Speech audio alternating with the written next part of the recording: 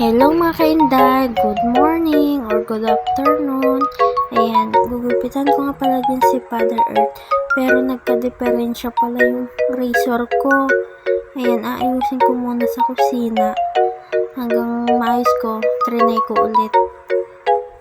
Ayan, kaya hindi pala talaga siya nakakaano na. Pero at least nagamit ko pa siya, nakakalbo ko pa si Papa, pero hindi yung as in natapos. Pero meron namang gunting, yun na yung ginamit kong pampantay sa mga natira-tirang konti. Ayan, tamang suklay lang yan.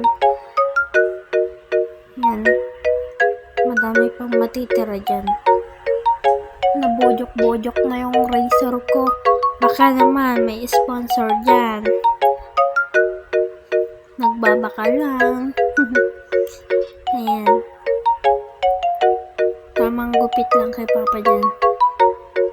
Pero nagbujok na dyan yung razor ko.